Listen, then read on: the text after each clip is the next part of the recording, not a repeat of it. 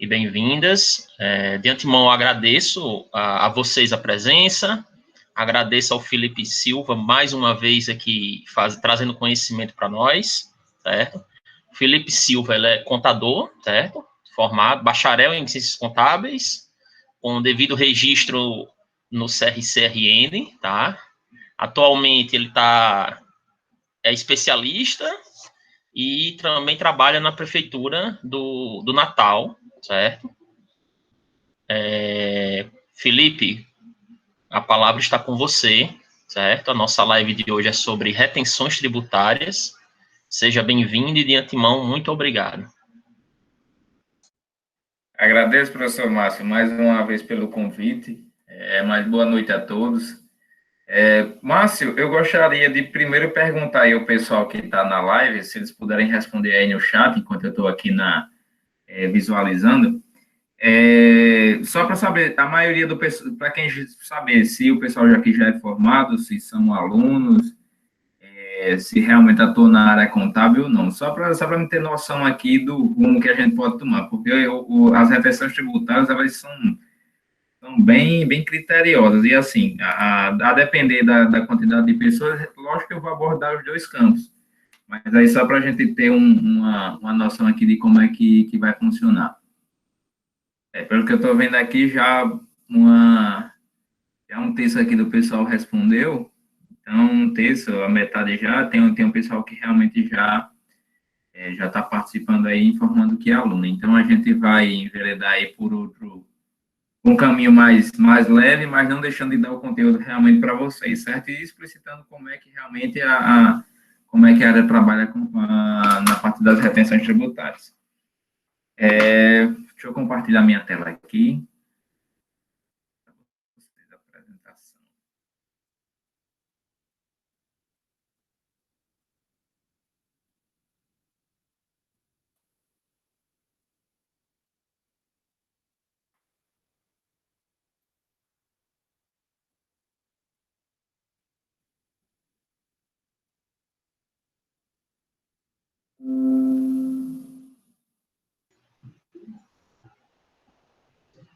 Mas você está conseguindo visualizar aí a apresentação? Sim. Beleza. Então, vamos lá, pessoal. Passando aqui iniciando, né, juntamente aí com vocês e com o professor Márcio, eu agradeço mais uma vez aí a parceria que a gente firmou, né, nessa época aí de pandemia para ministrar essas palestras para vocês. Eu espero que seja de relevância aí para quem está seguindo a carreira contábil e até mesmo para quem não atua aí na área.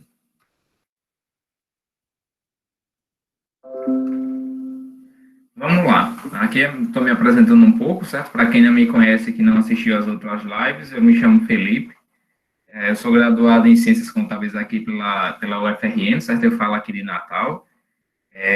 Tenho já especialização em Auditoria Digital e Direito Tributário, né? Estou fazendo outra especialização em Finanças Corporativas. Sou técnico em Informática também, aqui pelo Instituto Federal.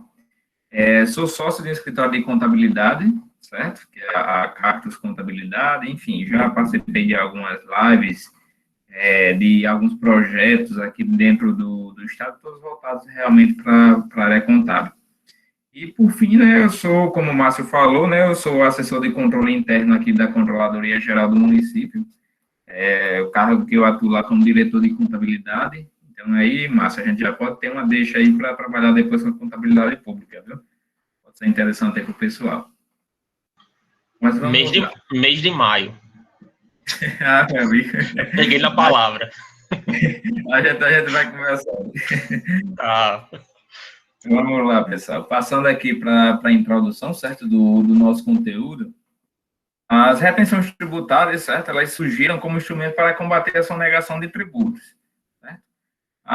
Resumindo aqui, né, todo o arcabouço que a gente tem aí, do nosso sistema tributário, as retenções, elas nada mais do que a antecipação, certo, de arrecadação do ente, certo? Seja ele federal, municipal ou estadual, certo? Nesse caso aqui, a gente vai tratar de 4 retenções, né, que são as mais comuns nas prestações de serviço, e é por isso que a gente vai enfatizar nelas, até porque a infinidade de retenções que a gente pode atuar realmente são bastante relevantes. E a gente vai abordar nesse primeiro momento, né, nesse primeiro ponto, as retenções de pessoa jurídica para pessoa jurídica, certo? As retenções de pessoa física, tanto de INSS, imposto de renda sobre a pessoa física, realmente a gente não vai abordar agora, poderá ficar em outro momento, porque realmente o conteúdo é bem amplo.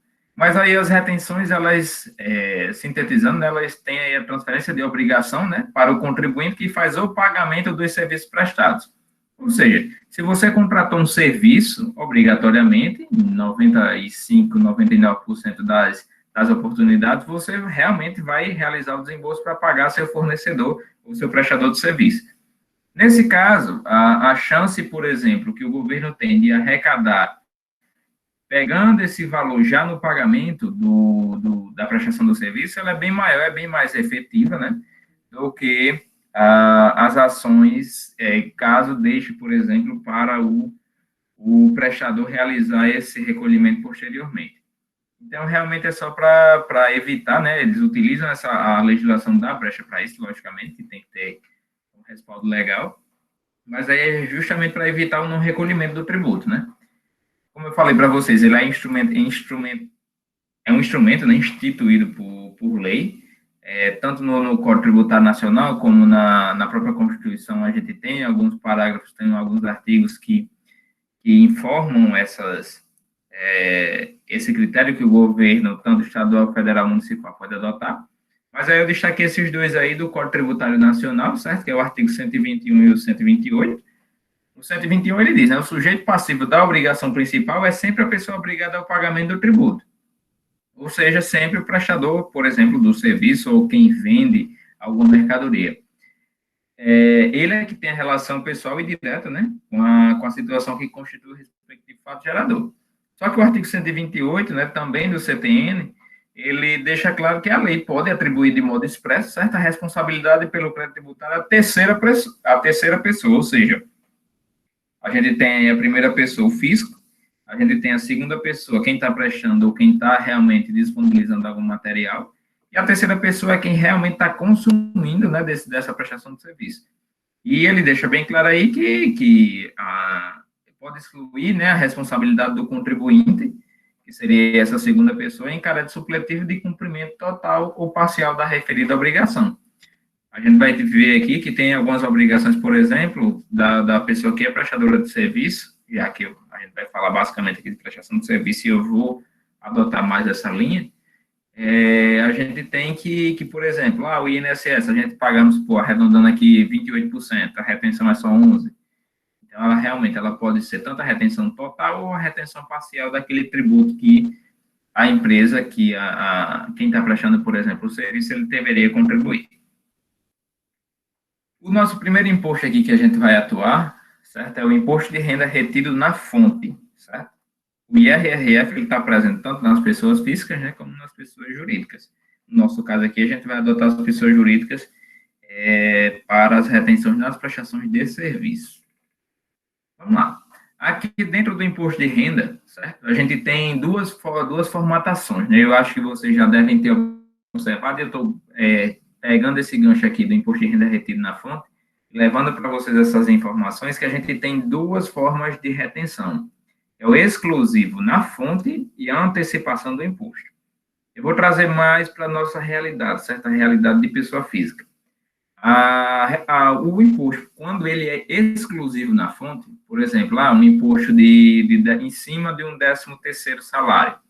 Se você observar em todos os comprovantes de rendimento, certo? De uma declaração de imposto de renda, de um comprovante de rendimento para a declaração de ajuste anual, ele aparece a observação lá embaixo, informando que aquele valor, certo? Que foi retido dentro do 13º, ele é efetivamente exclusivo na fonte, ou seja, o contribuinte, uma vez que paga aquele valor, ele não é mais tributado em cima daquele valor, contudo, ele não consegue restituir aquele valor, certo? Então, formatação exclusiva na fonte, você não paga mais imposto, mas também você não consegue mais recuperá-lo, certo? E a antecipação do imposto é o que acontece, certo? Nas notas fiscais, por exemplo, aqui de serviço. A antecipação do imposto, ela busca reter, né? Busca receber de forma antecipada, o governo busca reter arrecadar de forma antecipada, para posteriormente, caso o contribuinte tenha direito ao crédito, ele realmente ressarci-lo posteriormente. Então, aqui a gente tem, espero que tenha ficado claro, certo? A tributação exclusiva na fonte e a antecipação do imposto. A responsabilidade pela retenção e o recolhimento do imposto é exclusiva na fonte, né? Pagador do rendimento, que entrega o valor já líquido ao beneficiário do rendimento. Então, vamos lá. Quando acontece, por exemplo, uma retenção, vamos adotar aqui que a gente tem uma nota fiscal de R$1.000, certo? E foi retido o valor de R$50. O valor, certo, a ser repassado ao prestador do serviço, certo, seria 950, e a arrecadação do tributo que foi retido, certo, em R$50, seria mediante uma guia de pagamento, dependendo do imposto, pode ser um DAF, ou uma GPS, ou um documento de arrecadação municipal chamado DAM, certo? Enfim, a gente tem essas formas aí de contribuição. Ocorrendo a retenção do imposto, certo? Sem o respectivo pagamento aos cofres públicos, eu já coloquei isso aqui já desde o início, que ele vai servir direto para todas as retenções que a gente vai ter, certo? Então, fiz a retenção e não paguei, certo? Aquele valor que eu retive, o responsável pelo imposto, que é quem reteve, né? Será enquadrado no crime de apropriação indébita, certo? Que é previsto no artigo 11 da Lei 4357, caracterizada como depositário infiel, né, de valor pertencente à Fazenda Pública, conforme a Lei 8866 de 94, e principalmente enquadrada no Código Penal, certo? No artigo 168, que é apropriar-se de coisa alheia móvel de que tem posse ou detenção, certo? E a pena para isso, né, já que a gente está falando aí de Código Penal, a gente pode ter a reclusão de 1 a 4 anos, além de multa.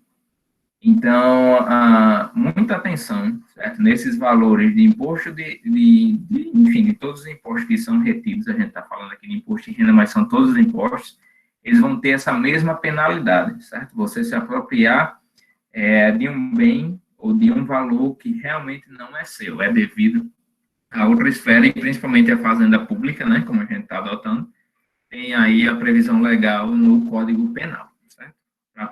Para punição. Então, vamos lá, voltando aqui para o imposto de renda, a gente tem aqui serviços relacionados, certo, de início no artigo 114, certo, do decreto 9580. Esse decreto 9580, antes era o decreto 3.000, né, de 99, que era o antigo regulamento de imposto de renda, e agora a gente teve a atualização em 2018, né. Então, serviços relacionados com início a partir do artigo 114. Eu vou mostrar a vocês aqui a lista, mas são os serviços de natureza profissional, certo? Que tenham profissão, por exemplo, regulamentada. Então, contador, advogado, que tem um conselho, né, que regem essas profissões. A gente tem aí os representantes, nutricionista, médico, enfim, tem uma infinidade de atividades que eu acho que eu deixei a listinha aqui nos slides para vocês observarem e guardarem o material. Mas caso vocês não encontrem, certo? Eu já deixei a apresentação, ela já parametrizada com os artigos das leis e decretos, para realmente vocês consultarem posteriormente. Então, a obrigatoriedade, por exemplo, aqui dessa retenção de imposto de renda. A gente tem um pagamento de pessoa jurídica para pessoa jurídica, certo? A gente está adotando essa metodologia. Então, a gente vai ter alguns critérios aí de retenção, certo? O que é que se pode reter, por exemplo, de imposto de renda? Então, a empresa do lucro presumido real que presta serviço para uma empresa do lucro presumido real, dependendo da atividade, certo? Precisa estar a atividade sempre enquadrada naqueles critérios que a gente elencou ali em cima, ela pode sofrer a retenção de imposto de renda, certo? A depender também da alíquota, enfim, que essa alíquota é um pouco variável. A gente tem algumas atividades que são de alíquota de 1%, atividades de alíquota de 1,5%, atividades de alíquota com base no lucro presumido, mas aí são bem específicas. O que a gente tem mais aí são alíquotas de 1 a 1,5%, então, atividades. Então, vamos lá, voltando para a regrinha aqui. A empresa do lucro presumido e lucro real que presta serviço para uma empresa do Simples Nacional, pode haver retenção, certo? Apesar da empresa do Simples Nacional, por exemplo, pagar todos os seus impostos dentro de uma única guia, ela está retendo um valor, certo? Que não é pertencente ao seu regime de tributação. Então, a empresa do lucro presumido real que prestar serviços para uma empresa do Simples Nacional a critério do imposto de renda, certo? Pode haver retenção dependendo da atividade, certo? Que a gente vai pegar, vai coletar essas informações. Vamos lá. Segundo parâmetro, terceiro parâmetro, na verdade, a gente tem empresas do Simples Nacional que prestam serviço para empresas do Simples Nacional, certo? Independente do serviço que seja atuado, certo? Para aquele tipo de nota fiscal de serviço, a gente não vai reter nenhum tipo de valor sobre imposto de renda, certo? Aí, com base na Instrução Normativa 765/2007, né? Ela é bem incisiva com relação a isso. Já que a gente é do Simples Nacional e não paga os impostos, por exemplo, em DARF separados, a arrecadação ela não é separada, ela é unificada em uma única guia, a gente não tem como fazer essa retenção de imposto de renda. Empresas do Simples Nacional que prestam serviço para empresas do lucro presumido e lucro real, também não há retenção, certo? Com base na mesma instrução normativa, ou seja, empresas do Simples Nacional paga seu imposto de renda dentro de uma única guia, não tem separação, não tem como fazer essa retenção. Então, a empresa do Simples Nacional, independente, ela pode prestar qualquer tipo de serviço, certo? Para qualquer tipo de empresa, e ela não vai sofrer essa retenção de imposto de renda, certo? Coloquem isso também, separem aí os impostos, que o Simples Nacional tem algumas retenções mais para frente, ok? E aqui eu fiz uma listinha aqui, né, do artigo 114, né, onde ele lista lá as retenções, o artigo 114 do decreto 9580, certo? Que é o regulamento do imposto de renda. A gente tem retenção de 1,5% dessas atividades, certo? Então, por exemplo, eu sou uma sociedade por exemplo, eu pego aqui de uma sociedade que tem assistência social, certo? A gente está prestando um serviço de assistência social para uma empresa, por exemplo, do lucro real ou lucro presumido, certo? Ou até mesmo para uma empresa do Simples Nacional, eu sendo lucro presumido e lucro real, eu vou, na hora que eu fizer a prestação desse serviço e destacar o código do serviço como assistência social, eu vou, certo? Eu, prestador, vou ter que informar na minha nota fiscal certas retenções tributárias com relação a esse tipo de imposto, certo? Ao tipo de imposto de renda no valor de 1,5%, ok?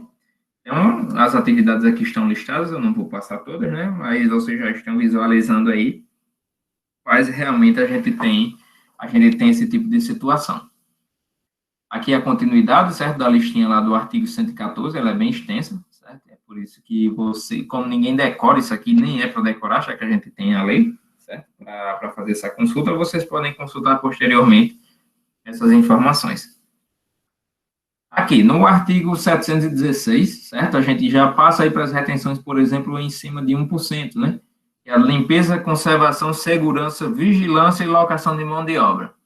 Então, prestou serviço com essas atividades aqui, empresa do lucro presumido e real, podem sofrer retenção, devem sofrer retenção com relação ao imposto de renda no percentual de 1%. Okay? Como é feito esse recolhimento? Possivelmente, eu acho que vocês já devem ter observado, e levando em consideração também, a gente já pode fazer essa associação indireta, já que a gente está vendo muito e vivendo no período do imposto de renda de pessoa física. Todas as arrecadações, certo, de cunho federal, dos tributos federais, na realidade, dos impostos federais, a gente tem aí o recolhimento mediante DARF, certo? Que é o documento de arrecadação de receitas federais. Então, o recolhimento ele é feito em cima do código 1708, certo? Cada DARF ele tem uma origem, né, de fonte, e a gente precisa destacar essas informações aí, certo? Ele é recolhido até o último dia do segundo decêndio do mês subsequente ao de ocorrência dos fatos geradores. Traduzindo isso aqui, vamos lá. O último dia útil do segundo decêndio. O segundo decêndio é sempre, por exemplo, o primeiro decêndio é do dia 1º ao dia 10, segundo decêndio do dia 11 ao dia 20, e o terceiro decêndio do dia 21 ao dia 31, por exemplo, enfim, até o último dia do mês. Então, nesse caso aqui, a gente tem o pagamento até o último dia útil do segundo decêndio, e arredondando aqui, vamos supor que seja dia 20, do mês subsequente à ocorrência dos fatos geradores. Muita atenção nesses parâmetros aqui, principalmente do mês da ocorrência dos fatos geradores. Então, a gente já sabe, por exemplo, se o fato gerador ocorreu em abril, que é o mês corrente que a gente está, a gente precisa fazer o recolhimento do imposto que foi retido, por exemplo, em abril, se o fato gerador ocorreu aqui, certo? Até o segundo decêndio do mês subsequente. Então, eu preciso recolher até o dia 20 do mês 5, certo? Que é o mês subsequente ao que ocorreu, o recolhimento desse imposto. Lembrando que o que são esses fatos geradores aqui? Eles podem ser a natureza o crédito contábil ou podem ser o efetivo pagamento ao fornecedor. Então, como é que, por exemplo, eu vou adotar essa sistemática? Na hora que a gente pega uma nota fiscal, por exemplo, de serviço, lá no campinho em cima, certo? Geralmente vem junto do número da nota fiscal, ele está afirmando lá qual competência aquela nota fiscal se refere. Beleza. Vamos lá, vamos supor que a gente recebeu uma nota fiscal com competência de janeiro, certo? Houve a retenção lá e a gente precisa fazer esse pagamento. A gente só pode, por exemplo, fazer esse tipo de DARF se a gente souber quando foi realizado, por exemplo, eu sempre adoto isso, quando foi realizado o pagamento ao fornecedor, certo? Já que a retenção ela só vai ocorrer no momento que eu pago, certo? Então, vamos supor, a competência de janeiro, beleza. Se eu pagar a nota em janeiro, eu vou recolher o imposto até dia 20 de fevereiro, certo? Uma situação hipotética. A nota é competência em janeiro, então, mas eu não vou pagar em janeiro. Foi no finalzinho de janeiro, dia 31, eu não tinha caixa, ou acordei com o fornecedor para pagar só em fevereiro. Vou pagar o fornecedor em fevereiro. Beleza, você pagou já o valor líquido, certo? Sem a retenção. Mas a minha contribuição, certo, do DARF que eu reti, só vai ser em março, certo? Então, seria a partir do fato gerador, certo? Segundo o decêndio do mês subsequente. Então, vamos lá, reforçando. Nota fiscal competência em janeiro, pagamento só em fevereiro, eu recolhi só em março. Felipe, se o recolhimento for em julho, se o pagamento ao fornecedor foi só em julho, e a competência da nota lataneira, não tem problema. Sua retenção, certo? Ela ocorreu em julho e você tem até o dia 20 de agosto para efetuar esse pagamento, certo? A gente vai ter sempre que colocar isso aí na cabeça, ok? Para o imposto de renda retido na fonte, certo? Não pode esquecer o tipo de imposto que a gente está tratando. Felipe, e, por exemplo, se a gente realmente não fizer a retenção, certo? Que foi prevista, beleza. Você pode incorrer lá naquelas penalidades de multa e até prisão, certo? Por causa disso, de apropriação indébita. Mas a gente realmente vai correr o risco, não tem como pagar agora, enfim. 75% a gente tem aí algumas multas, né, e obrigatoriedades com relação a isso. Então, além do pagamento, por exemplo, se você for pego de ofício numa fiscalização que você realmente reteve e não repassou os valores, você tem aí 75 de multa, né, nos casos de falta de pagamento ou recolhimento, após o vencimento do prazo, certo? E que pode chegar aí a 150% nos casos de evidente intuito de fraude, certo? Então, realmente eu não vou pagar mais aquilo e vou deixar para lá. Então, assim, além de você ser enquadrado em crime, certo? Já que está lá disposto no Código Penal, a gente tem aí multas pesadíssimas, né, pela Receita Federal por causa desses não pagamentos de retenção, certo? Eu coloquei esses critérios, por exemplo, de antes do encerramento e depois do encerramento, que é isso. Se o pagamento, certo, ele for feito, por exemplo, a empresa, certo, a quem me prestou o serviço, a quem eu tomei o serviço, eles encerram, por exemplo, a tributação deles de imposto de renda trimestralmente. Beleza. Se a Receita pegar, por exemplo, essa retenção que não foi paga, você incorre naqueles critérios ali em cima, certo? Por exemplo, a Receita me pegou, certo? Depois que eles já tinham encerrado a apuração do imposto de renda que era devido na época. Então, aí da fonte pagadora, certo? Serão exigidos somente multa de ofício e juros de mora.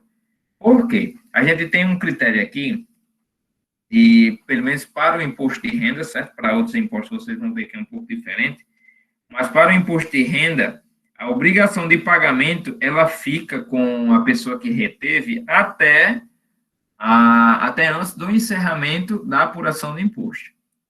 Então, depois desse período, encerrei a apuração no final do ano. Beleza, você encerrou a apuração e o cliente lá, certo? A quem eu prestei o serviço, não repassou o valor. E eu, como prestador, sou obrigado, certo? A fazer o pagamento, lógico, daquela retenção, né? Já que você tinha o direito a se apropriar daquele crédito. E da fonte pagadora, quem fez o pagamento lá, será exigido somente a multa de ofício e os juros de mora, certo? Pela demora na não retenção, né? Perdão, no não pagamento da retenção. É um pouquinho confuso, mas eu espero que tenha encaixado direitinho aí para vocês. Tem só esses critérios aí com relação a multa e juros, né? De pagamento desses valores. Lembrando, e os juros, ele é 0,33 ao dia, certo? E a multa, ela pode chegar aí até 20%, né? Dependendo do prazo de atraso desses impostos, além dessas outras multas aí que a legislação do imposto de renda, ela permite, né? Para esses tributos. Vamos passar agora para PIS, COFINS e a contribuição sobre o lucro, certo? Eles podem também ser retidos, são as chamadas contribuições, né? Que elas podem sofrer retenção dentro das notas fiscais.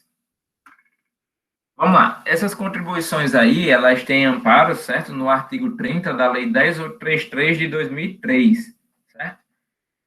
Então, o parágrafo 1º desse artigo, ele trata lá, né, que são dispostos, né, são passíveis de retenção, certo?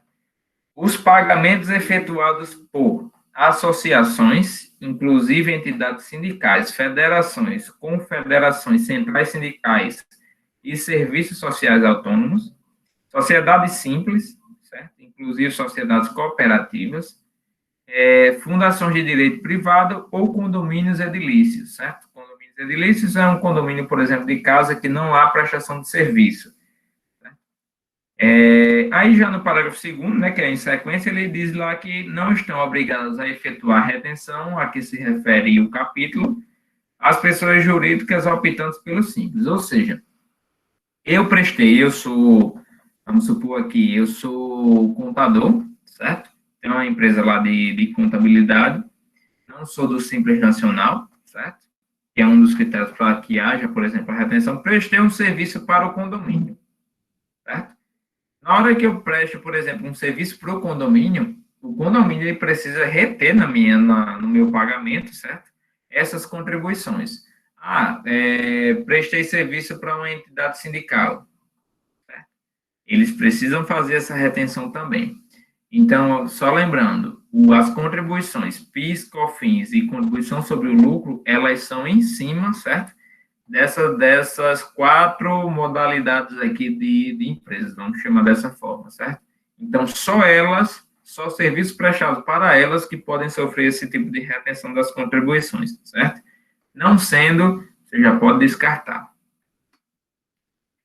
E aqui, a gente tem aqui quais as atividades, né, são passíveis dessa retenção. Então, eu observei o primeiro critério, prestei um serviço para o condomínio. Então, vamos observar agora quais as atividades são passíveis de retenção. Então, aqui eu deixei realmente o texto do mesmo jeito que estava na legislação, até mesmo para esse material servir de consulta para vocês.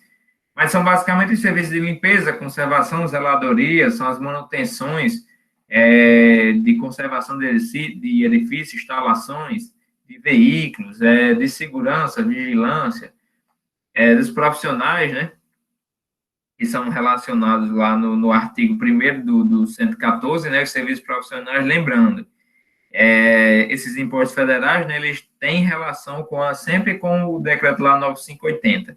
Então, se a gente observar lá, as atividades, por exemplo, de contabilidade, de advocacia, de veterinária, enfim, são as profissões regulamentadas, elas podem sofrer retenção, certo, das contribuições, lembrando, só para essas atividades que são dispostas, só para essas empresas que são dispostas aqui no parágrafo 1º, ok?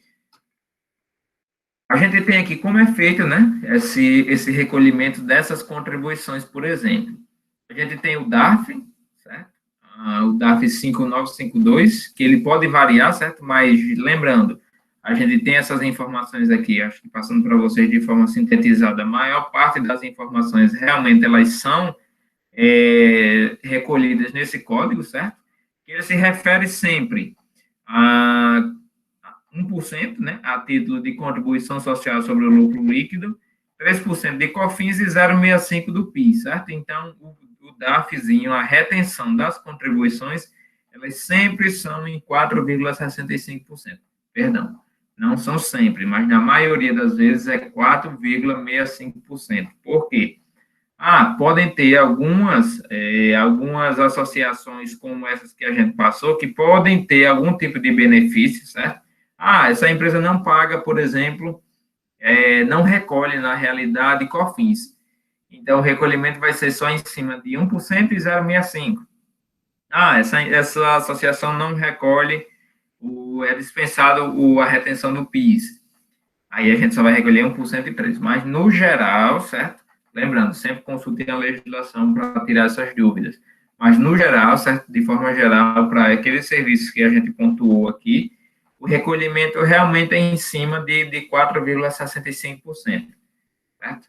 A fim aí de fazer essa retenção. E lembrando, como é feito o pagamento através do DARF, como é a data de vencimento dele, da mesma forma do imposto de renda, certo? Até o último dia útil do segundo decêndio, ou seja, do dia 20, vamos adotar dessa forma, do mês subsequente àquele em que tiver ocorrido o pagamento à pessoa jurídica, certo? Então, ocorreu aquela mesma situação. Prestou serviço em janeiro, certo? Era passível de retenção, beleza. É passível de retenção, paguei em janeiro o fornecedor. Pago lá meu DAFzinho em fevereiro, beleza. Nota emitida, por exemplo, em janeiro, paguei só em março, certo? O fornecedor. O recolhimento do DAF será em dia 20 de abril com a data limite, certo? Então, funciona mais ou menos nessa sistemática, mesma que a gente já havia adotado, certo? Anteriormente para o imposto de renda. Vamos agora para a retenção, certo, de INSS. Eu acho que essa é a retenção mais complicada de se adotar, certo? Porque apesar dela ser bastante discutida em várias soluções de consultas que a Receita Federal disponibiliza, mas ela é de um critério muito, mas muito subjetivo, certo? Com relação à análise das atividades que a gente está desenvolvendo. Então, é bastante importante realmente vocês lerem bastante, pesquisarem bastante os casos que já aconteceram com relação à retenção de INSS, certo? Passar uma água.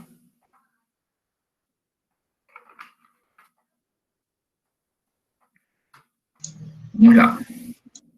Oi, Márcio.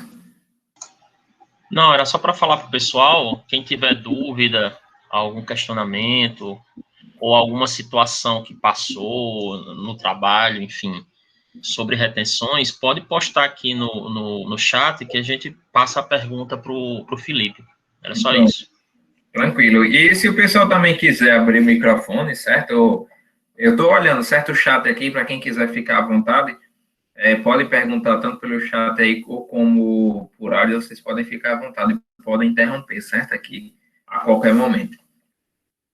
Então, vamos lá, retomando aqui, a retenção de INSS, certo, ela é baseada na 8212, certo, que a gente tem duas leis aí de INSS, né, 8212 e 8213 de 91, certo? E na 8212, pegando aí o gancho do artigo 31, certo? Ele fala lá quais são os critérios de retenção iniciais, né? Quais são os critérios iniciais aí de retenção de INSS, o que é passível de retenção de INSS. A empresa contratante de serviços, certo? Executados mediante cessão de mão de obra, certo? Inclusive em regime de trabalho temporário, deverá reter 11% do valor bruto da nota fiscal ou fatura de prestação de serviços e recolher, né? Em nome da empresa cedente da mão de obra, a importância retida até o dia 20 do mês subsequente ao da emissão da respectiva nota fiscal ou fatura, né? ou até o dia útil imediatamente anterior, se não houver expediente bancário naquele dia. Então, vamos lá. Vou passar aqui algumas questões aqui para vocês. Esses dois impostos que eu falei anteriormente, certo? Essas duas modalidades, tanto imposto de renda como as contribuições, elas são pagas, certo? Em nome de quem retém, certo? Então, vamos lá. Eu, Felipe, prestei um serviço para Márcio, certo? E Márcio precisou realizar a retenção devido à legislação, certo? Ser embasado na legislação.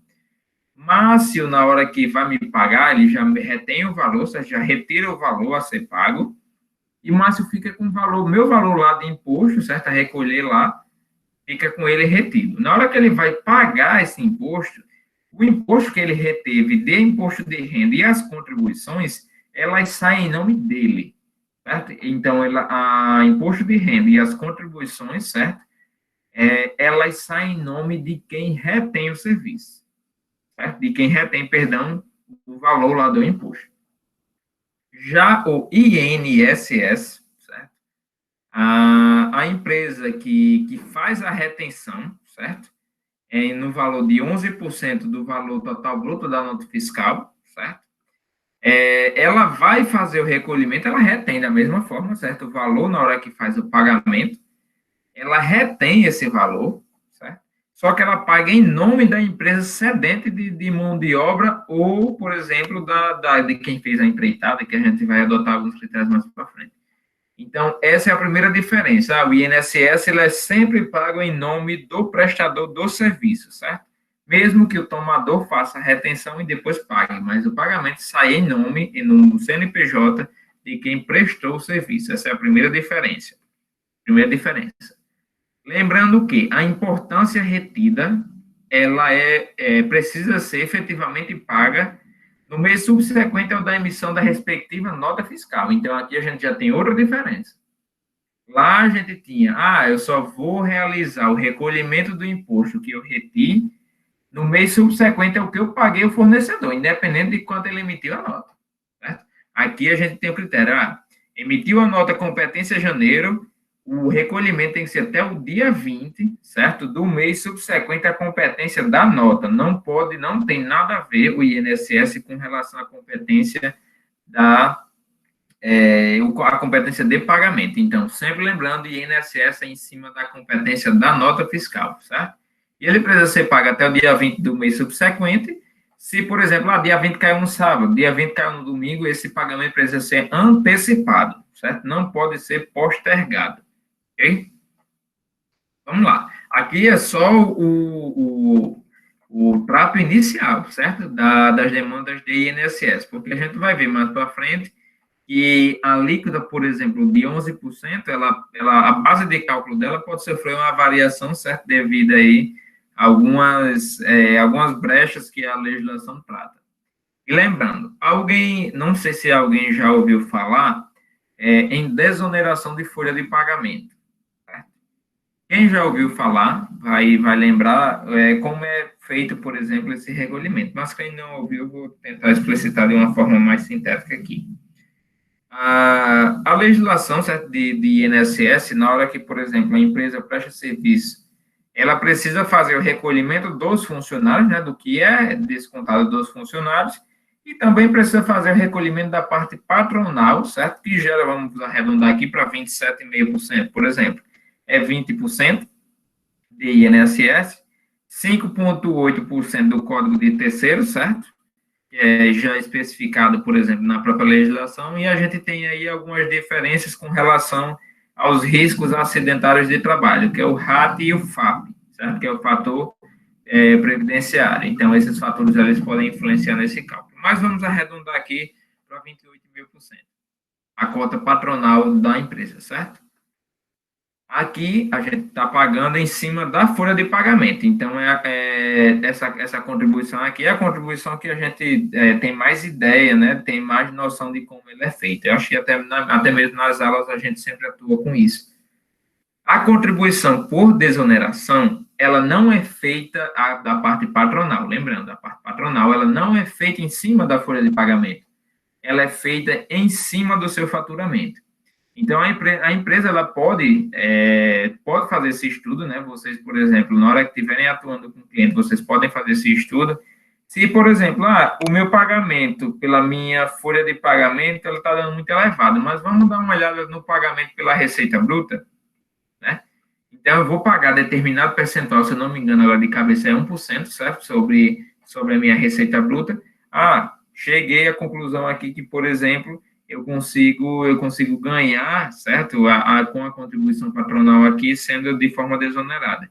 E a gente pode até aproveitar que o governo sempre está prorrogando, né, o prazo para suspender esse benefício aí, né? Era até o ano passado, já passou para o próximo ano, e assim a gente vai seguindo. Então, consegui fazer, eu pago o meu INSS de forma patronal, de forma desonerada, certo? Não pela folha de pagamento, mas pelo faturamento. A minha retenção, ela vai ser em cima de 3,5%, certo? Então, vamos lá.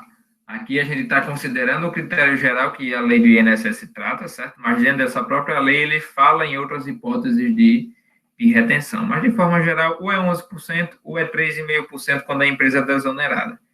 Felipe, como é que eu vou saber que a empresa é desonerada? Ela precisa informar para a contabilidade ou para o seu tomador do seu serviço, e eu pago, se houver, né, logicamente, a retenção de INSS, eu pago só 3,5%, só precisa ser retido daquela modalidade, certo? Para você não reter um valor desnecessário, e você vai ter aí, você pode, logicamente, você consegue fazer essa restituição, mas é de uma forma bem mais burocrática, né? Então, vamos lá, passei muita informação aqui para vocês no início, mas eu vou tentar dar uma aliviada agora. Então, aqui no parágrafo 4º, né, desse artigo 31, ele informa, né, as situações aí que a gente pode ter a retenção de INSS, certo? São os serviços, né, de limpeza, conservação, zeladoria, vigilância, empreitada de mão de obra e contratação de trabalho temporário, né? Trabalho temporário. Aí eu vou explicar a vocês como é que funciona, por exemplo, esses itens aqui de, por exemplo, limpeza, vigilância e empreitada, certo? Lembrando que, eu acho que aqui no artigo, ele fala, a empresa contratante de serviços executados mediante cessão de mão de obra, certo? Prestei um serviço, certo? De limpeza, e, por exemplo, de uma piscina. Eu só vou lá naquele local uma vez por mês. Não houve, certo, cessão de mão de obra, não houve disponibilidade de pessoal do prestador do serviço para o tomador. Eu vou explicar mais aqui à frente como é que funciona essa sessão. Mas é só para vocês entenderem e contextualizarem que não são todos os serviços, por exemplo, de vigilância, de limpeza e de empreitada que tem realmente a retenção. Tem que sempre lembrar que precisa ter a cessão de mão de obra, certo? Ou construção civil, por meio de empreitada, certo? Também parcial ou total. E aqui explicando um pouco a vocês como é que funciona a cessão de mão de obra, né? O artigo 115 aqui, a gente já está na Instrução Normativa 971. Certo? Essa instrução normativa é bem extensa, e se vocês tiverem e puderem ter a oportunidade de observar essa instrução normativa, ela é de 2009, certo? 971 2009, ela deixa bem claro vários aspectos aí das retenções tributárias, e uma delas aí seria a parte de INSS, certo? Então, o que é que caracteriza uma cessão de mão de obra? É a colocação à disposição, certo, da empresa contratante em suas dependências ou nas de terceiros, de trabalhadores que realizem serviços contínuos, relacionados ou não com sua atividade fim, quaisquer que sejam a natureza e a forma de contratação, inclusive por meio de trabalho temporário. Aí aqui ele coloca 3 parágrafozinhos para explicar esses itens que ele citou ali em cima. Então, nas dependências de terceiros, são aqueles indicados pela empresa contratante, ou seja, quem está tomando o serviço, né, quem contratou o serviço, né, as dependências precisam ser nas dependências de quem contratou, não pode ser na contratada, certo? Se for nas dependências da contratada, a gente tem aí, no artigo 149, no inciso 4, ele fala lá que se o serviço for prestado dentro da empresa de quem está prestando o serviço, não há retenção de INSS, porque não houve cessão de mão de obra. Então, um dos critérios é esse. Se, certo, o funcionário está à disposição nas dependências de quem a gente está prestando serviço. Então, por exemplo, eu sou uma empresa de vigilância, Márcio lá é o condomínio. Então, eu, como empresa de vigilância, estou prestando um serviço para a Márcio, certo? O vigilante está lá 24 horas por dia, a depender dele, certo? É um serviço contínuo, fica lá, tem a escala de vigilantes, enfim. E à disposição da empresa, certo? À disposição do condomínio.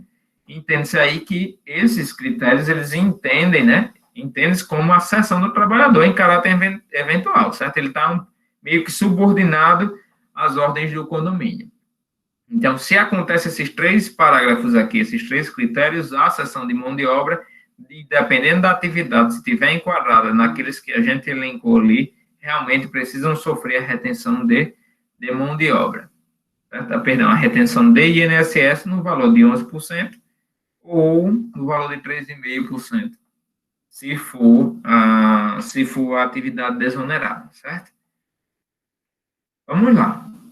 Vamos subindo aqui. A gente tem aí já a parte de construção civil. A gente viu como é feito, né? A retenção de INSS pode ser por cessão de mão de obra e pode ser feita através também de empreitada. E o que é uma empreitada, por exemplo, uma empreitada total? Quando celebrada exclusivamente com a empresa construtora, certo? Definida aí lá, tem os incisos, né, do artigo 322, e assume a responsabilidade direta pela execução de todos os serviços necessários à realização de uma obra. Então, vamos lá, eu contratei uma construtora, a construtora, você vai construir, por exemplo, o prédio e me entregar pronto. Eu tenho só o terreno, construir aqui, vou construir esse condomínio, certo? E você me precisa entregar ele pronto. Eu não vou precisar mexer com mais ninguém, você vai fazer tudo. Isso seria a empreitada total, certo? A empreitada parcial, que também pode sofrer retenção de INSS. É quando celebrado com a empresa construtora, certa prestadora de serviço, para execução de parte de uma obra. Por exemplo, eu estou precisando aqui que você faça o serviço de instalação elétrica, instalação hidráulica, é só parte do serviço, certo? Então, é uma empreitada parcial. Mas, de qualquer forma, todos os tipos de empreitadas, elas sofrem aí a retenção de INSS, né? Ou na maioria delas, na verdade. Então, aqui o artigo 971, certo? A Instrução Normativa 971, como a gente já vinha tratando dela anteriormente, ela enfoca lá, certo? Quais os itens estão sujeitos à retenção, certo? Mediante, sempre lembrando, são os serviços mediante cessão de mão de obra empreitada. Se não houver cessão de mão de obra, por exemplo, num serviço de limpeza, num serviço de conservação, por exemplo, eu não preciso falar em retenção de INSS, certo? Só se tiver o serviço e se for por mediante cessão de mão de obra empreitada, certo? Que são esses serviços aí que eu coloquei. Que eu listei aqui, lógico que tem mais, né, vocês podem observar, mas os mais comuns e os mais habituais são esses que eu destaquei aqui para vocês. Que são de limpeza, vigilância, construção civil, de natureza rural, digitação que compreende inserção de dados, certo? Lembrando, essa digitação aqui tem um pontinho, né? Digitação que seja feita mediante cessão de mão de obra, certo? Porque, se for por cessão de mão de obra, não pode ser na sede da empresa que está prestando o serviço, precisa ser lá no cliente, né? Como tem aqui embaixo, é um parágrafo 1 que ele deixa bem claro. Por exemplo, o serviço de vigilância ou segurança prestados por meio de monitoramento não estão sujeitos à retenção. Por quê? Eles não têm cessão de mão de obra. O cara está lá na sede da empresa, certo? Numa sede integrada lá, tem um telão bem, bem grande e o cara está tomando de conta daquele condomínio de forma remota. Se é de forma remota, apesar de adotar alguns critérios, por exemplo, que fica a disponibilidade da empresa, né, cedente, aí nesse caso, mas não é nas dependências, por exemplo, da empresa, do cliente, é nas dependências da própria prestadora. Então, se não adotou os 3 parâmetros, você precisa adotar os 3, no caso da cessão de mão de obra, a gente não há de se falar em retenção de INSS, certo? E aqui, enfim, aí eu coloquei uma listagem aí grande de serviços, né, que são compreendidas pela retenção de INSS. Lembrando, se tiver cessão ou empreitada, certo? Empreitada a gente é mais habitual a parte de obra, certo? De obra de construção civil. Aqui, continuando, certo? Serviço de telefonia e telemarketing, por exemplo, secretaria, recepção, portaria, mediante cessão de mão de obra, certo? Tem que sempre lembrar isso. Aqui no artigo, né, 120, eu trato aqui de quais as hipóteses de dispensa, né? Seja pelo valor, se o valor for irrisório, certo? Ele for menor para o AGPS, eu acho que é R$ 29. Se ele for menor do que R$ 29, eu não preciso fazer a retenção desse imposto, certo? R$ 29 o quê? R$ 29 o recolhimento do imposto, certo? O resultado dos 11%. E não os R$ 29 aí o valor da nota fiscal. A contratada não possui empregados, certo? O serviço for prestado, por exemplo, pessoalmente pelo titular da empresa ou sócio. Eu sou um empresário individual, estou prestando um serviço de segurança, e a gente precisa, por exemplo, passar essas informações aí, por exemplo, eu, como sócio, presto esse tipo de serviço. Então, se eu não tiver nenhum funcionário, eu não tenho como, por exemplo, fazer o recolhimento de INSS, e seria injusto eu reter um valor todo mês que ele não vai poder se creditar posteriormente, entendeu? Então, isso aqui a gente não pode adotar, um dos critérios de dispensa, né? E para que aconteça, por exemplo, esse tipo de dispensa, a gente precisa sempre nos certificar que realmente prestou o serviço pelo sócio. Foi o sócio, na realidade, que prestou. Então, eu preciso sempre estar embasado com relação a documentos. Pega uma declaração lá dele, você realmente está dispensado da retenção de INSS, beleza, mas eu preciso de uma declaração, certo? Para que a gente não seja responsabilizado posteriormente por não ter retido seu imposto. E a contratação envolver somente serviços profissionais relativos ao exercício de profissão regulamentada, certo? Desde que prestado somente pelos sócios. Eu sou um contador, estou prestando um serviço, por exemplo, a um condomínio, eu, como profissão regulamentada, que a gente tem, eu não sendo, né, lógico, uma empresa, por exemplo, do Simples Nacional, já que eu pago meu INSS, na realidade, dentro do Simples Nacional, eu não vou ter como fazer esse tipo de retenção, porque eu estou prestando só como sócio. Eu não tenho funcionário empregado para aquele tipo de serviço, e realmente eu posso ter esse benefício de não reter esse valor aí na minha GPS, no meu pagamento, certo? Lá da minha nota fiscal. E eu coloquei aí embaixo também os serviços prestados na sede da contratada, né? Vamos lá.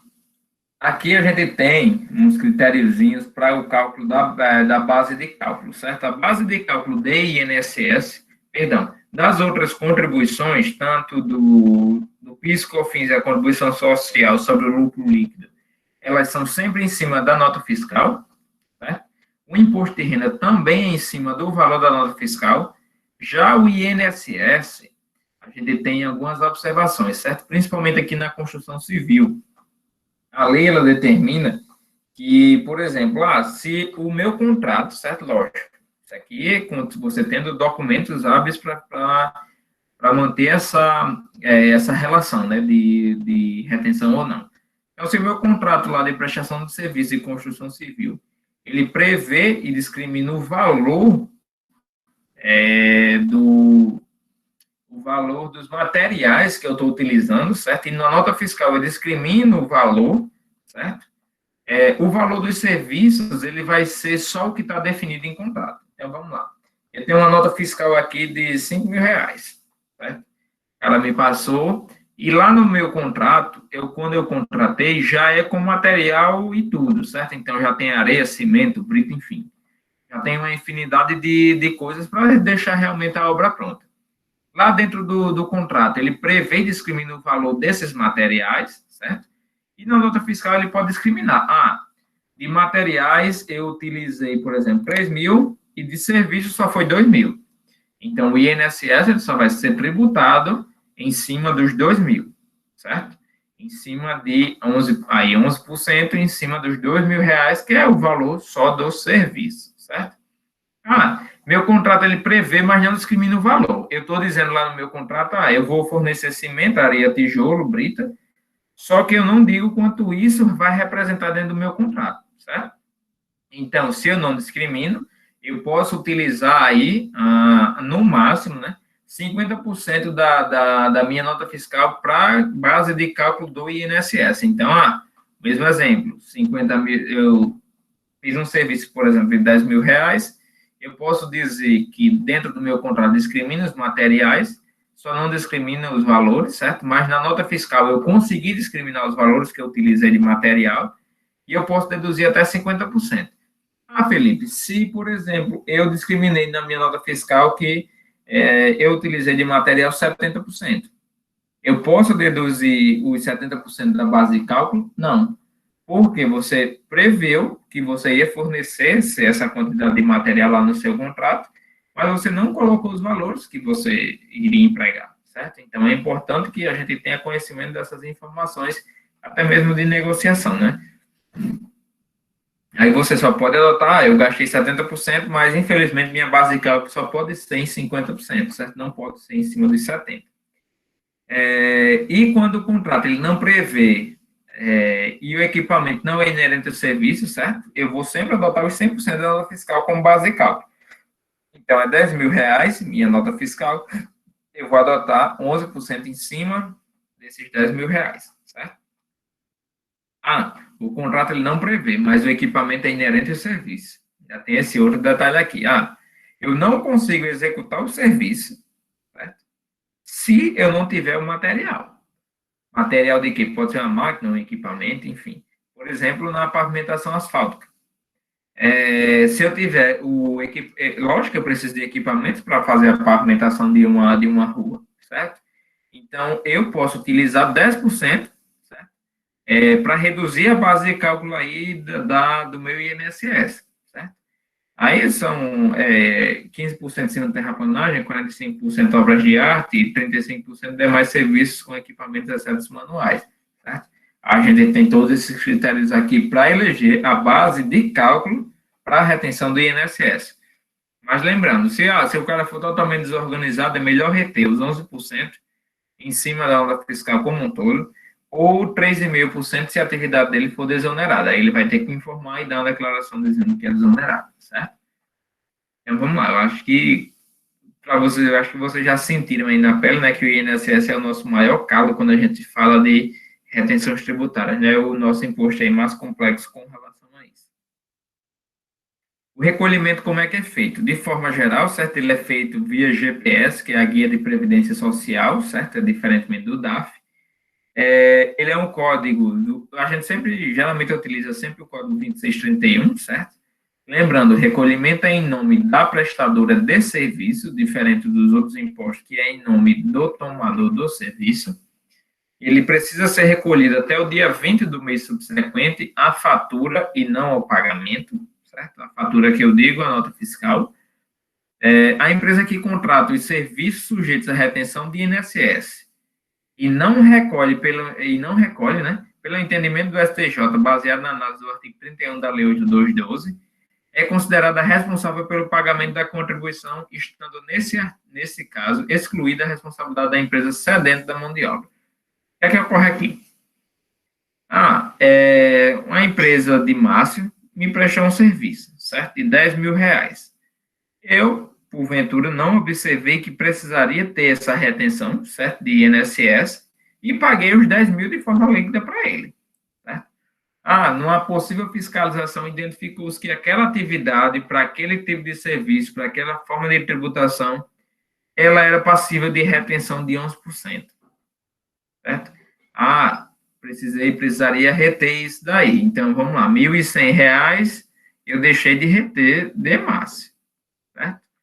Então, vamos lá. Poxa, eu não retive. E agora? E agora, você continua sendo o responsável pela retenção. Você pagou 10 mil reais a ele, você foi contratado para fazer o serviço em 10 mil reais, certo? Mas eu não retive. Eu vou ter que arcar com esse ônus? Infelizmente, vai. É um entendimento já do STJ, né? Já a jurisprudência já firmada. Então, o contribuinte que não retém esse imposto nesse tipo de prestação de serviço que é obrigatório, ele permanece com a obrigação. Independente se você reteve ou não, você permanece.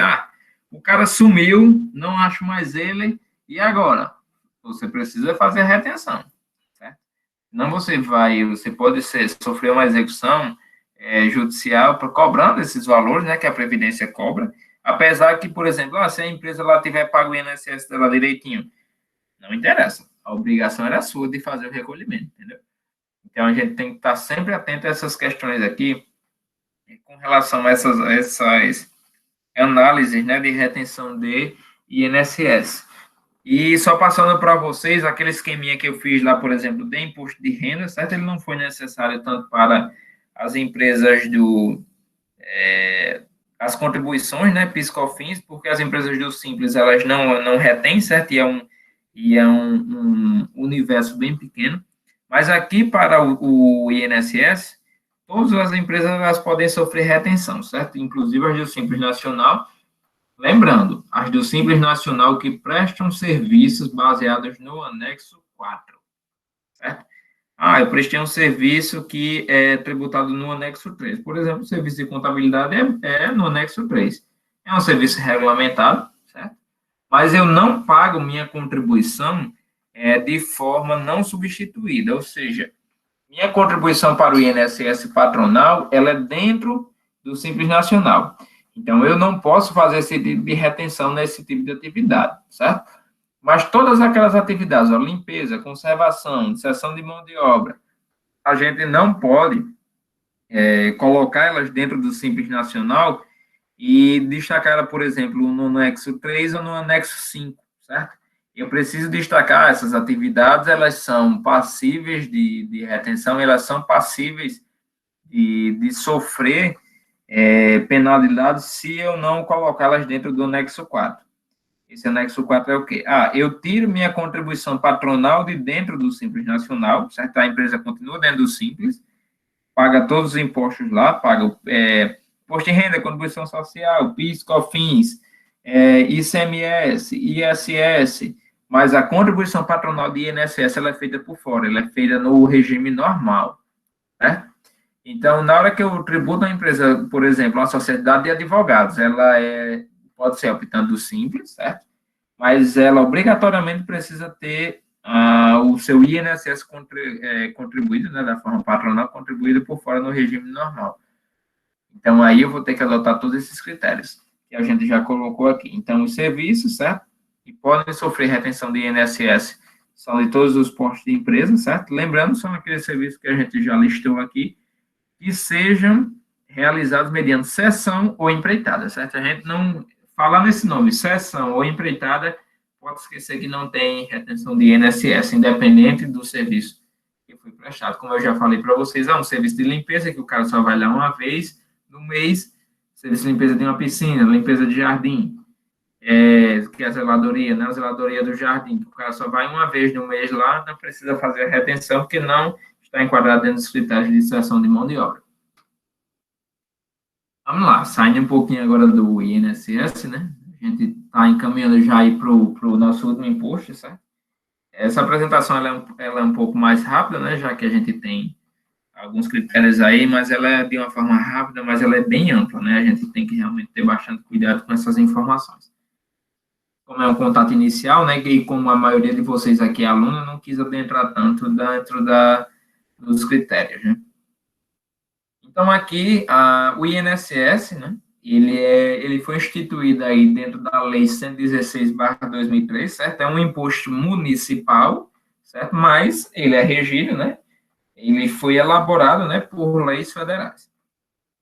O artigo 1º aí ele já fala, né, que o ISS é um imposto de competência municipal do Distrito Federal, né, e tem como fato gerador a prestação de serviço constante na lista, né? Dentro dessa lei tem a lista lá, a lista de serviço, né? Por exemplo, quando vocês pegam a nota fiscal do serviço, tem lá, 6.2 para as meninas é um serviço de estética, 17.18 é um serviço de contabilidade, enfim, o 7.5, o 7.2, o 7.10, geralmente são serviços que têm mão de obra, certo? Que são serviços de construção civil. Então, você já tem esses critérios aí. O artigo 3º, certo, da mesma lei, ele diz que o serviço considera-se prestado e o imposto devido no local do estabelecimento do prestador. Então, vamos lá, vamos parar aqui. O serviço, certo? é prestado, certo? E o imposto é devido no local do município do prestador, certo? Paramos aqui. Na falta do estabelecimento, certo? No local do domicílio do prestador, que pode também ser, por exemplo, a residência do prestador do serviço, exceto nas hipóteses previstas nos incisos 1 a 25, certo? Do artigo 3º, ou seja, se a atividade que eu estou realizando, certo? Ela não estiver dentro desse artigo 3º, a minha prestação de serviço, meu ISS é na sede do município da minha empresa que está prestando o serviço. Está dentro do artigo 3º, o ISS ele é devido no município onde eu estou prestando o serviço, certo? E aí a gente vai tratar depois das retenções, mas eu preciso primeiro entender onde é devido o ISS. Se é no meu município ou se é no município do tomador, certo? Caso esses municípios, logicamente, sejam distintos, né? Então, se eu eu sou de Natal, estou prestando um serviço para Natal, eu não preciso olhar o artigo 3º, né? Já vou direto na legislação do ISS do município. Lembrando aqui que no artigo 5º, né, o contribuinte é o prestador do serviço, né? Quem contribui com o imposto é o prestador do serviço. E o artigo 8º aí, ele diz, né, que a alíquota 8º 2 e o 8º A, nele informa, né, as alíquotas, a mínima de ISS é 2% e a máxima é 5%. E aí a gente leva em consideração, por exemplo, geralmente as empresas do regime normal, né, sem ser o Simples Nacional, pagam os 5%, né, de ISS, e as empresas do Simples Nacional, elas começam em 2% e vai até o limite de 5%, né, a depender da faixa de tributação dentro dos anexos. No artigo 6º, né, ele informa aqui que os municípios, né, mediante lei, poderão atribuir de modo expresso a responsabilidade pelo crédito tributário à terceira pessoa. Então, por exemplo, quando a gente está levando em consideração, aqui o outro imposto, né, que eu já tinha falado, era do imposto de renda, né, a legislação, ela deixa claro, né, e ela mostra, e foi o caso aqui também do ISS, e os municípios, eles podem eleger quem vai contribuir com o INSS. Pode ser o prestador ou pode ser o tomador, certo? Do serviço. Ele deixa claro lá e é por isso que a gente precisa adotar. Deixa eu só parar aqui um pouquinho, que eu acho que a Zaneide fez uma pergunta aqui. Poderia falar sobre o recolhimento do INSS para quem recolhe o máximo quando presta serviço, por exemplo, em RPA para ele? Explico já. Deixa eu só concluir essa partezinha aqui do INSS que eu mostro a você. Apesar da gente tá trabalhando aqui de PJ para PJ, né? Mas é esse caso, pelo que eu entendi, Zaneide, você me confirma aí no chat, que é, por exemplo, um prestador de serviço de pessoa física está prestando um serviço para uma pessoa jurídica, para recolher como recibo provisório de autônomo. Seria isso? Aí depois você me confirma aí para a gente continuar. Pronto, já confirmou. Mas, enfim, deixa eu só voltar aqui para o ISS bem rapidinho, só para a gente não perder o time, mas pode deixar aí, daqui a pouco eu respondo sua pergunta. Os responsáveis, né, que se refere a este artigo, eles estão obrigados ao recolhimento integral do imposto, certo? Devido multa e acréscimos legais, independente de ter sido efetuada a sua retenção. Então, os responsáveis, né, pelo pagamento do ISS, né, elas são obrigadas ao recolhimento integral do imposto, né? Passíveis de multa e acréscimos legais, como é em todos os casos, né? Então, vamos lá. Sem prejuízo ao que está disposto no capítulo, né, no parágrafo 1º, ele mostra lá quem são os responsáveis, né? O tomador é responsável, certo, pelo ISS proveniente de recursos, né, que vem do exterior do país ou cuja prestação tenha iniciado no exterior do país, certo? A pessoa jurídica, ainda que imunizenta, tomadora ou intermediadora, certo? Dos serviços descritos nos subitens, certo? Esses subitens aqui são aquelas listas de serviços que eu passei para vocês, certo? O 7.5 é reparação de imóveis, o 7.2 é construção civil, o 7.10 é limpeza e conservação, certo? O 11.2 é o de vigilância. Então, cada código de serviço e cada serviço que você presta, eles são definidos por código para facilitar até mesmo a tributação, certo? Então, vamos lá. Pessoa jurídica ainda que imune isenta, vamos pegar aqui o exemplo de um condomínio, né, que eu acho que é a situação mais próxima da gente de uma pessoa jurídica que seja imune ou isenta. Na hora que ela toma um serviço, na hora que ela contrata um serviço, que seja por exemplo, de vigilância, que é o 11.02, na hora que ela contrata esse serviço, o condomínio, certo, que é uma pessoa jurídica imune ou isenta, ela tem a obrigação de fazer, ela tem a obrigação, né, de pegar aquele imposto para si. A obrigação é dela, certo? Para esses serviços que são prestados aqui no artigo 6º, certo? Acho que é no inciso 2º aí. Então, ela precisa realmente tomar a frente. Ó, eu que recolho esse imposto. Certo? Eu que recolho. Aí vai ter os passos mais posteriormente aqui, né? Com relação ao critério de retenção de ISS. Mas voltando, aí a pessoa jurídica tomadora ou intermediadora de serviço, né, ainda que imunizante, prevista no artigo 3º e tal.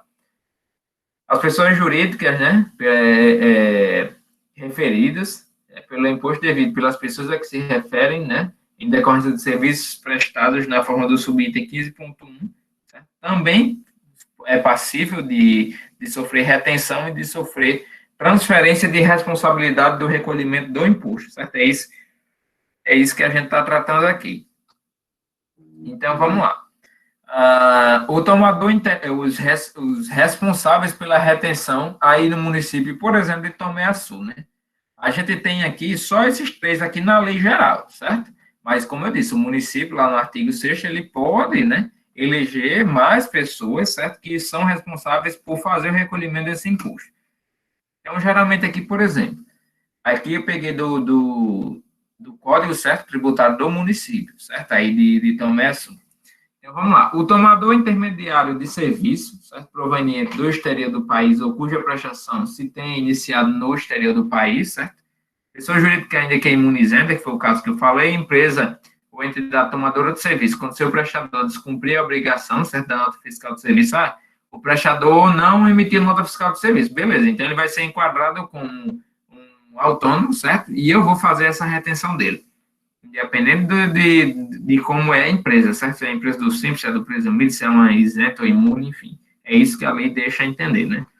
As instituições financeiras, certo? Quando tomarem intermediários serviços de coleta, certo? Remessa de entrega de correspondência, as sociedades seguradoras, enfim. Tem várias transferências aí de responsabilidade para recolhimento do ISS no município de Tomé-Açu.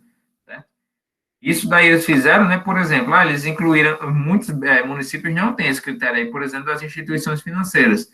Mas por que eles fizeram isso? Porque geralmente as instituições financeiras são empresas mais sérias e elas já precisam fazer esse recolhimento, né, do ISS aí de terceiros para evitar a sonegação mesmo de imposto, né, para evitar que as empresas lá não paguem o ISS, ela já retém aí na fonte, ela já coloca essa obrigatoriedade para o pessoal fazer a retenção.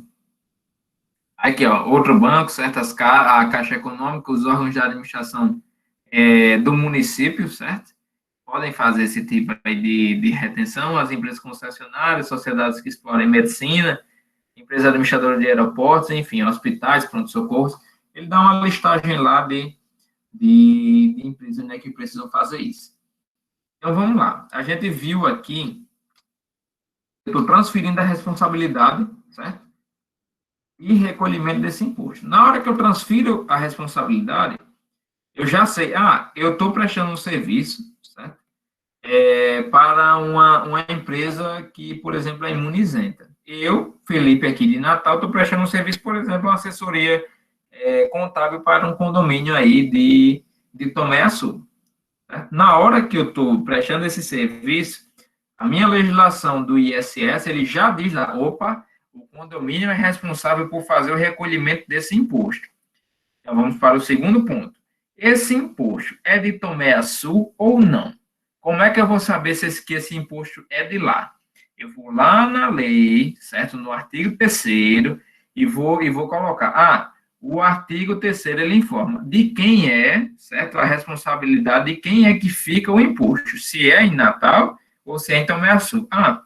O código 17.18, ele não está descrito no artigo 3º, certo? Se ele não está descrito, o ISS ele fica na sede do prestador do serviço. Então, se a sede é em Natal, a minha sede é em Natal, eu não falo em retenção de imposto. Por quê?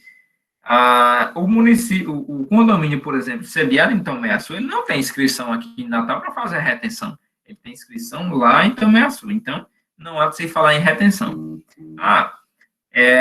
Eu aqui, por exemplo, sou uma construtora. Estou prestando um serviço e cadastrei a minha nota fiscal, certo, na prefeitura daqui de Natal, com uma nota 7.05, código de serviço dela, que eu fiz uma reparação lá no condomínio. Opa! O artigo 3º diz que o 7.5, o ISS, ele vai para o local do domicílio do tomador do serviço. Então, a gente já tem uma transferência aqui do ISS para lá. Beleza, vamos para lá. Essa pessoa jurídica a quem eu estou prestando o serviço, ela é responsável pelo tributo, pelo que eu vi aqui no Código de Tomé Açu, o inciso 3º aqui diz, a entidade tomadora do serviço, certo? O inciso 2º, a pessoa jurídica ainda que é imunizante, certo? Ela é responsável pelo imposto. Então, se ela é responsável pelo imposto, na hora que ela vai me fazer o pagamento, ela já retém meu ISS, que eu já olhei lá no artigo 3º, o ISS é de Tomé Açu, e ela é responsável pelo recolhimento do imposto. Se ela é responsável pelo recolhimento do imposto, ela retém lá na hora e me passa só o líquido. Eu estou prestando um serviço que é do artigo 3º, está dizendo que o imposto é de Tomé Açu, mas ele não está, a empresa para quem eu estou prestando, por exemplo, uma empresa normal, um comércio, ele não está descrito aqui como responsável pela retenção. Se ele não está descrito, eu vou receber meu valor líquido, certo? Mas, por exemplo, eu sou uma empresa do Simples Nacional, ou eu sou uma empresa do regime normal. Mesmo essas empresas, e não havendo a retenção, certo? Não havendo a previsão de retenção para esse tipo de serviço, eu preciso destinar esse imposto para lá, já que a gente olhou no artigo 3º, e o imposto não é de Natal, apesar dele não ter sido retido, eu preciso destacar para lá. Então, a empresa do Simples Nacional, e quem já trabalha no ramo pode ter observado isso, que a gente tem as funções de observação e principalmente de tributação, né? Então, eu vou destacar lá dentro do Simples Nacional que houve a prestação, não houve imposto retido, mas houve prestação do serviço fora do meu município.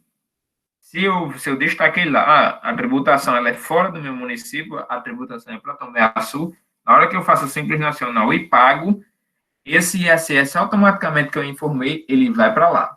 Ele vai para Tomé Açu. Da mesma forma das empresas normais.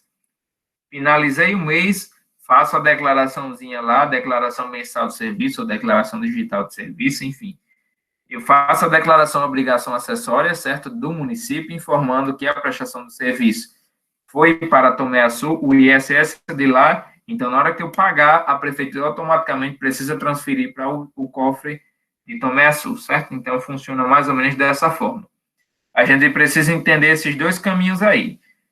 Na realidade são 3. De quem é o ISS, certo? Eu olho lá no artigo 3º quais são os códigos que dizem de onde é o ISS. Vou olhar agora a responsabilidade, se o ISS ele for do outro município, vou olhar lá no regimento do outro município,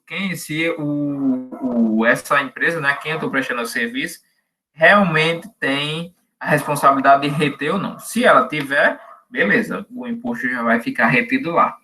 Se não tiver, certo, apesar do imposto ser do outro município, não tem nenhum problema. A gente faz, apesar de não ser retido, a gente faz o repasse para lá. Funciona mais ou menos dessa forma. Eu acho que é um pouco confuso aí para vocês, principalmente para quem nunca viu, mas funciona mais ou menos de como se desempenha, né, dessa maneira. É um pouquinho complexo, mas eu acho que eu consegui chegar aí para vocês. Deixa eu só tomar uma aguinha aqui.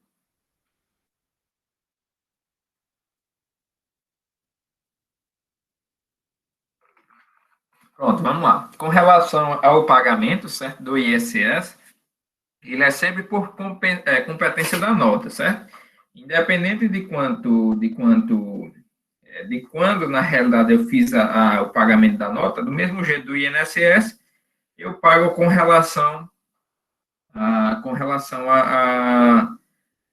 a competência da nota fiscal, certo? Então, a competência foi em janeiro, independente de quando eu pague o meu prestador, eu preciso já realizar o repasse para a prefeitura até o dia 10, né? Então, meia sua é dia 10, aqui em Natal também é da mesma forma, é dia 10, certo? Geralmente as prefeituras sempre adotam essa data, e é por isso que a apuração, por exemplo, das notas fiscais de prestação de serviço, elas precisam ser mais rápidas, né? Porque os prazos de recolhimento aí dos tributos municipais, eles são realmente no início do mês. O recolhimento, né, do imposto retido será feito através de mediante, né, que é o DAN, o recolhimento, identificados o contribuinte e o substituto tributário com seus respectivos valores, certo? Geralmente, quando a gente vai fazer o recolhimento de um DAN como esse, ele sai em nome de quem fez a retenção, certo? Então, vamos lá. Imposto de renda, contribuições e ISS, elas saem em nome de quem reteve, e o INSS, ele sai no nome do prestador do serviço, certo? Independente de quem fez a retenção. Deixa eu ver se tem mais aqui. Pronto. Aqui, eu encerro, certo? Pelo menos esse aspecto geral aí sobre as retenções, certo? Eu espero aí que tenha atingido aí o objetivo, certo? Realmente é uma parte bastante complexa, bastante complicada aí da contabilidade tributária, mas tem bastante material, pessoal, tanto na própria legislação, tem várias jurisprudências, tem várias soluções de consultas com relação a essas retenções. Eu sei que é bastante complicado, eu fiz uma assessoria há pouco tempo com relação a isso daqui, e senti muita, mas muita dificuldade de realizar esse tipo de serviço, certo? E a gente não tinha os materiais, e a própria legislação, ela é bastante espessa, certo? Então, você tem que sair fazendo um trabalho de formiguinha mesmo, sair catando, mas vocês conseguem fazer, com certeza, esse tipo de trabalho, certo? E aqui, a gente já tem aqui, né, as minhas redes sociais, as redes sociais do escritório, meu WhatsApp pessoal e profissional, enfim, vocês podem entrar em contato diretamente, certo? Quem quiser passar o e-mail, enfim. A gente tem aí um canal aberto aí, até mesmo com o professor Márcio, com relação a essas atividades, e qualquer dúvida, por exemplo, que vocês tenham com relação à análise, por exemplo, de uma nota fiscal. Felipe, você poderia analisar aqui comigo essa nota fiscal para saber se realmente tem a retenção ou não? Aí a gente faz um estudozinho bem rápido e a gente já consegue desenvolver essas atividades, certo? Mas, enfim, professor Márcio, antes de responder a pergunta dele, eu gostaria de passar a palavra para você, certo? Caso eu queira fazer algum tipo de comentário, antes que eu responda a ela aqui. Não, Felipe, não tem nenhum tipo de comentário, não. Pode responder a pergunta da Isanete, sem problema. Pronto, vamos lá. Poderia falar sobre o recolhimento do INSS para quem recolhe teto máximo. Para quem presta serviço, como funciona, por exemplo, a NRPA para ele? Vamos lá. Pelo que eu entendi aqui, esse profissional autônomo, ele já paga o teto máximo, certo? Deixa eu ver se ela... Você quer abrir o áudio, Isaneide? Você pode ficar à vontade, que aí a gente vai conversando. Só para me entender aqui e contextualizar a situação. É isso mesmo. Está contextualizado da forma correta.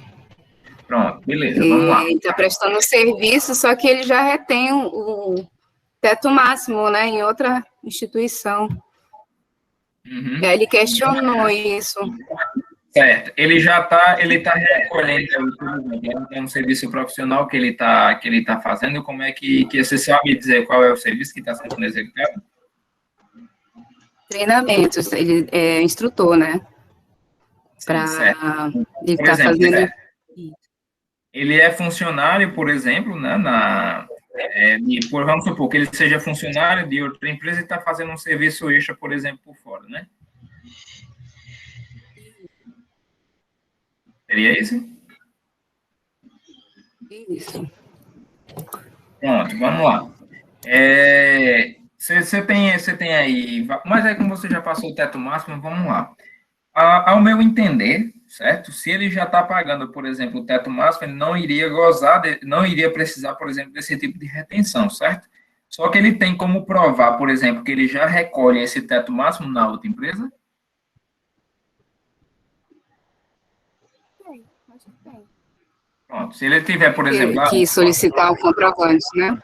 isso, porque assim, se, por exemplo, a pessoa que tá realmente prestando o serviço, ele, por exemplo, eu não fiz a retenção porque a pessoa alegou que, por exemplo, já pagava o teto máximo e não faz lógica, né, a gente contribuir aí com mais um valor, já que a pessoa não teria nenhum tipo de benefício. Beleza.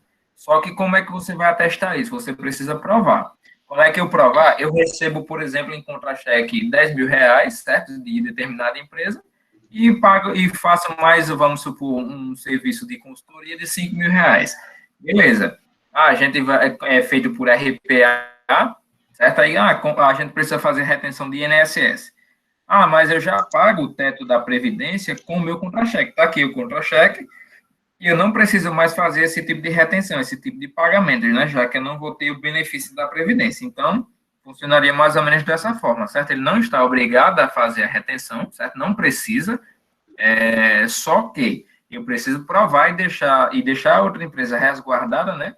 Que não precisaria fazer esse tipo de retenção. Até porque, como a gente passou aí anteriormente, se eu não faço a retenção, por exemplo, de INSS, eu continuo com a mesma obrigação, certo? Então, a empresa confiou na palavra de outra pessoa, só que essa outra pessoa não tinha realmente direito a fazer esse tipo de, por exemplo, de afirmação. Eu permaneço como empresa, certo? E contratei o serviço que era obrigado a fazer a retenção, eu precisaria contribuir agora novamente, entendeu? Então, realmente, a gente precisaria verificar só isso. Mas, fora isso, não precisaria fazer a retenção, não. Se comprovar direitinho, pode ficar tranquila que não precisaria fazer esse tipo de retenção. Tá certo, obrigada. Pessoal, alguém tem mais alguma pergunta?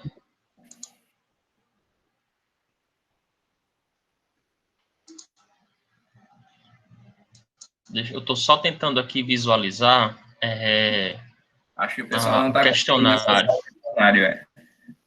Eu vou só dar uma olhada aqui.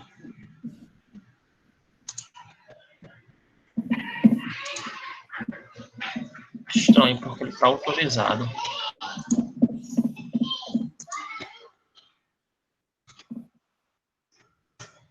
Tentem novamente nesse outro link que eu acabei de colocar aí.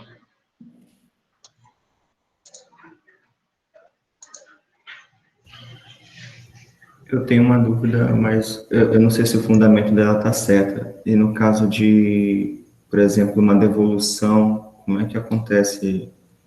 Acontece esse estorno por exemplo, do imposto retido na fonte? Isso, é para acontecer, por exemplo, esse estorno, certo? Vamos supor, o cara me pagou, certo, a prestação de serviço, ele fez a retenção, certo? Só que, por exemplo, por algum motivo, a gente precisou cancelar o serviço, enfim, houve algum problema e eu precisei devolver uma parte do serviço ou tudo, né? Se ele tiver contribuído, certo, com o valor, a empresa, por exemplo, precisa cancelar a nota fiscal, certo? Ela cancela, informa a Receita Federal ou a própria prefeitura para fazer esse tipo de restituição do imposto, caso a outra empresa que fez a retenção, né, anteriormente tenha recolhido. Se a pessoa tiver recolhido, aí faz o perde-compra para os impostos federais e as contribuições federais, ou o pedido de restituição direto na prefeitura, caso seja um imposto municipal, certo? Funciona mais ou menos dessa forma. Então, você consegue realmente fazer a restituição desses valores, caso o serviço não tenha sido prestado, né? Deixei claro aí, Felipe? Entendi. É similar às outras situações que o professor César já tinha dado nas aulas, né? Pronto, funciona. Obrigado. Funciona mais ou menos dessa forma. Obrigado. Pessoal, eu acho que eu encontrei o problema. Ele realmente não estava aceitando a resposta ao formulário. Eu já autorizei. Tentem nesse último link que eu coloquei aqui no chat, tá? Acho que agora vai. Aí só me confirme. Se alguém tiver mais alguma pergunta, gente, pode falar. Pode fazer. Pode ficar à vontade. E se tiver vergonha de falar, de abrir o microfone, pode colocar no chat. Isso.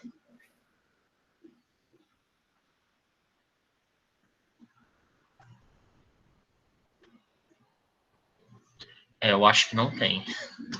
Sim, deixa eu só colocar mais um ponto aqui para a Isaneide. Lembrando que, por exemplo, eu prestei um serviço de uma consultoria, certo? Eu prestei um serviço de R$ 10.000, certo? Só que o teto de recolhimento do INSS, como se for aqui, é 6.100, vamos arredondar o valor. Então, a minha contribuição dentro do INSS, ela só pode ir até o teto. Então, eu pego lá, certo?